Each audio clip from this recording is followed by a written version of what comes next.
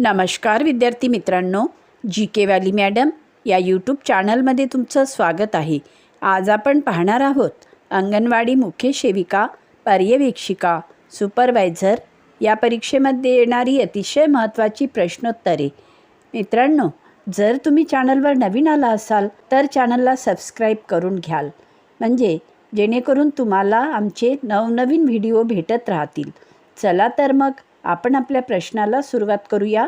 तर आजचा आपला पहिला प्रश्न आहे, ICDS योजना कोणत्या वर्षी सुरू झाली? आणि या प्रश्नाचे योग्य उत्तर आहे ऑप्शन बी 1975. ICDS योजना ही 1975 साली सुरू झाली. आता यानंतरचा प्रश्न आहे, बालकांच्या संरक्षणासाठी पोस्को कायदा कोणत्या वर्षी लागू झाला? आणि या प्रश्नाचे योग्य उत्तर आहे ऑप्शन सी 2012. बालकांच्या संरक्षणासाठी पोस्को कायदा हा 2012 या वर्षी लागू झाला. आता पुढचा प्रश्न घेऊया. प्रश्न क्रमांक 3, अंगणवाडी सेविका कोणत्या योजनेखाली काम करते? आणि उत्तर आहे ऑप्शन बी ICDS. अंगणवाडी सेविका ही ICDS या योजनेखाली काम करते, म्हणजेच इंटेग्रेटेड चाइल्ड डेव्हलपमेंट सर्व्हिसेस या योजनेखाली अंगणवाडी सेविका काम करते. आता यानंतरचा प्रश्न घेऊया. प्रश्न क्रमांक 4, बालविवाह कायद्यानुसार मुलीचे विवाहाचे किमान वय किती असावे? तर या प्रश्नाचे योग्य उत्तर आहे ऑप्शन बी 18 वर्षे. बालविवाह कायद्यानुसार मुलीचे विवाहाचे वय किमान 18 वर्षे इतके असावे. आता पुढचा प्रश्न आहे, ज्युवेनिल जस्टिस ॲक्ट कोणत्या वर्षी लागू झाला? इथे नवीन विचारलेलं आहे, तर नवीन ज्युवेनाईल जस्टिस ॲक्ट कोणत्या वर्षी लागू झाला? तर या प्रश्नाचे उत्तर आहे option B 2015.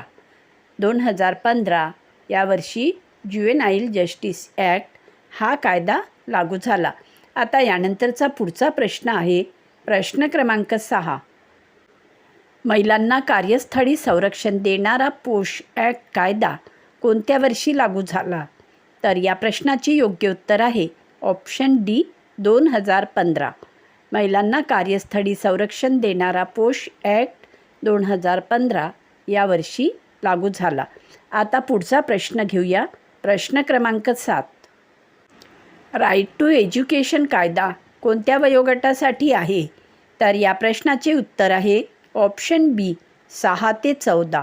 Right to education हा कायदा 6 ते 14 वर्ष वयोगटासाठी आहे.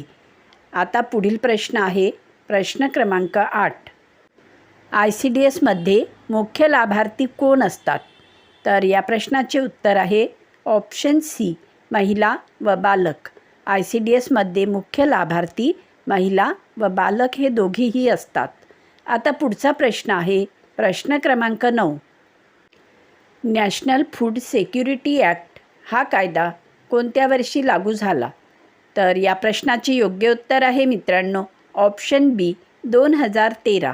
नॅशनल फूड सिक्युरिटी ॲक्ट हा कायदा 2013 या वर्षी लागू झाला. आता 10वा प्रश्न आहे, अंगणवाडीमध्ये पूरक आहार कोणत्या कायद्याशी संबंधित आहे? आणि या प्रश्नाचे योग्य उत्तर आहे ऑप्शन बी NFSA.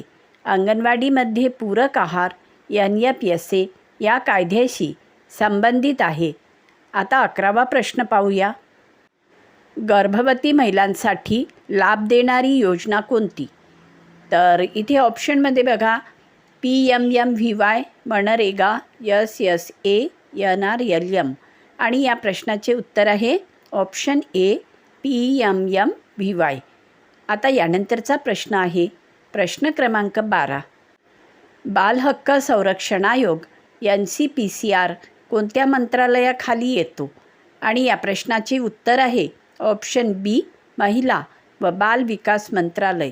बाल हक्क संरक्षण आयोग NCPCR महिला व बाल विकास मंत्रालयाखाली येतो. आता यानंतरचा प्रश्न आहे, प्रश्न क्रमांक 13, मॅटर्निटी बेनिफिट ॲक्ट कोणत्या वर्षी लागू झाला? तर या प्रश्नाचे योग्य उत्तर आहे option A 1961, maternity benefit act 1961 यावर्षी लागू झाला. आता प्रश्न 14वा आहे, बालकांना मोफत शिक्षण देणे हा कोणता हक्क आहे? आणि या प्रश्नाचे योग्य उत्तर आहे ऑप्शन ए, मूलभूत हक्क. बालकांना मोफत शिक्षण देणे हा मूलभूत हक्क आहे. आता प्रश्न 15वा पहा, डावरी प्रोहिबिशन ॲक्टचा उद्देश काय आहे? तर या प्रश्नाचे उत्तर आहे ऑप्शन बी, हुंडा थांबवणे. डावरी प्रोहिबिशन ॲक्टचा मुख्य उद्देश आहे हुंडा थांबवणे. आता प्रश्न 16वा आहे, अंगणवाडीमध्ये आरोग्य तपासणी कोण करते? तर या प्रश्नाचे योग्य उत्तर आहे ऑप्शन बी, डॉक्टर किंवा ANM. अंगणवाडीमध्ये आरोग्य तपासणी डॉक्टर करतात किंवा ANM करतात. आता प्रश्न 17वा आहे, ICDSमध्ये कोणती सेवा दिली जाते? तर या प्रश्नाचे उत्तर आहे ऑप्शन डी, वरील सर्व. कारण ICDSमध्ये शिक्षण, पोषण, आरोग्य या सर्व सेवा दिल्या जात असल्यामुळे या प्रश्नाचे उत्तर होईल ऑप्शन डी, वरील सर्व. आता प्रश्न क्रमांक 18 बघा, बालकांचा हक्क कोणत्या वयापर्यंत लागू आहे? आणि या प्रश्नाचे योग्य उत्तर आहे ऑप्शन सी, 18. बालकांचा हक्क हा 18 वर्ष वयापर्यंत लागू आहे. आता यानंतरचा प्रश्न आहे प्रश्न क्रमांक 19, अंगणवाडी सुपरवायझर कोणाला रिपोर्ट करते? तर उत्तर आहे ऑप्शन बी, CDPO. अंगणवाडी सुपरवायझर ही CDPOला रिपोर्ट करते. आता प्रश्न क्रमांक 20 आहे, राईट टू इन्फॉर्मेशन कायदा कोणत्या वर्षी लागू झाला? तर या प्रश्नाचे योग्य उत्तर आहे option B, 2005. Right to information कायदा 2005 साली लागू झाला. आता यानंतरचा प्रश्न आहे, protection of women from domestic violence act कोणत्या वर्षी लागू झाला? तर उत्तर आहे ऑप्शन बी, 2005. 2005मध्ये protection of women from domestic violence act हा कायदा लागू झाला.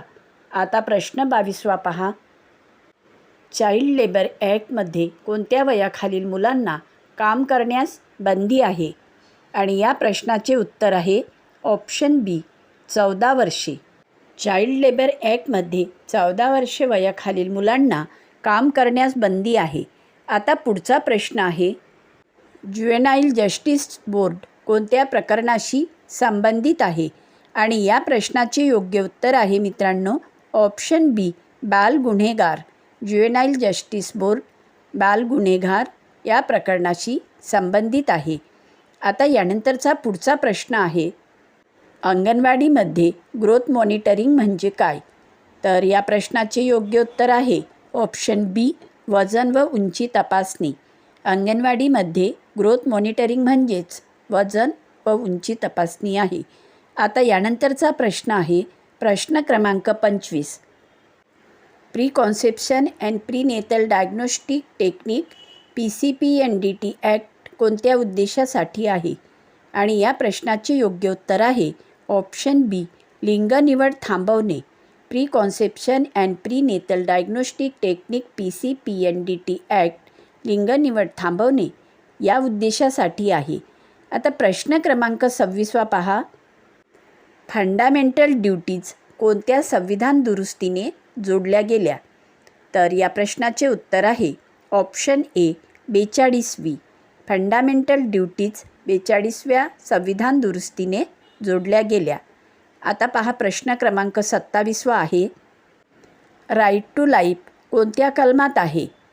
आणि या प्रश्नाचे योग्य उत्तर आहे option C, 21. Right to life 21व्या कलमात आहे. आता प्रश्न क्रमांक 28 आहे, अंगणवाडीमध्ये रेफरल सर्व्हिसेस म्हणजे काय? तर या प्रश्नाचे योग्य उत्तर आहे ऑप्शन बी, आजारी व्यक्तीला रुग्णालयात पाठवणे. अंगणवाडीमध्ये रेफरल सर्व्हिसेस म्हणजेच आजारी व्यक्तीला रुग्णालयात पाठवणे. आता प्रश्न क्रमांक 29वा आहे, नॅशनल पॉलिसी फॉर चिल्ड्रेन कोणत्या वर्षी जाहीर झाली? तर या प्रश्नाचे योग्य उत्तर आहे option D 2013. National policy for children 2013 साली लागू झाली. आता प्रश्न 30वा आहे, मिड डे मील स्कीम कोणत्या मंत्रालयाशी संबंधित आहे? आणि या प्रश्नाचे योग्य उत्तर आहे ऑप्शन बी शिक्षण. मिड डे मील स्कीम ही शिक्षण मंत्रालयाशी संबंधित आहे.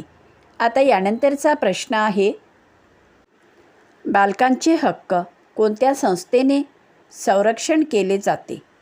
तर या प्रश्नाचे योग्य उत्तर आहे ऑप्शन बी NCPCR. बालकांचे हक्क NCPCR या संस्थेने संरक्षण दिले जाते. आता यानंतरचा प्रश्न आहे प्रश्न क्रमांक 32.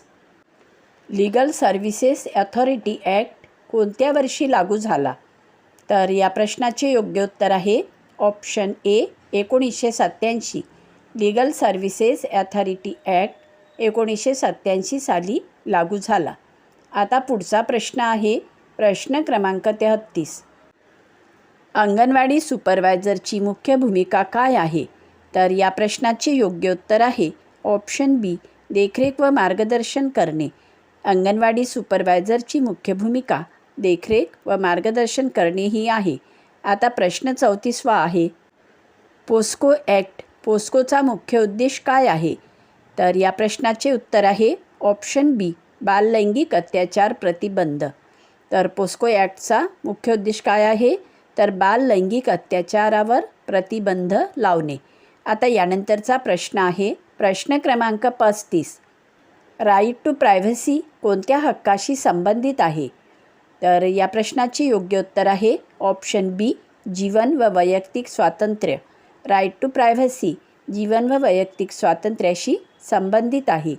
आता प्रश्न 36वा आहे, ICDSमध्ये किती मुख्य सेवा आहेत? तर या प्रश्नाचे उत्तर आहे ऑप्शन सी 6. ICDSमध्ये एकूण मुख्य सेवा 6 आहेत. आता 37वा प्रश्न आहे, बाल संरक्षण कोणत्या प्रकारात येते? तर या प्रश्नाचे योग्य उत्तर आहे ऑप्शन ए सामाजिक न्याय. बाल संरक्षण हे सामाजिक न्याय या प्रकारात येते. आता 38वा प्रश्न आहे, अंगणवाडीमध्ये प्री-स्कूल एज्युकेशन कोणत्या वयोगटासाठी आहे?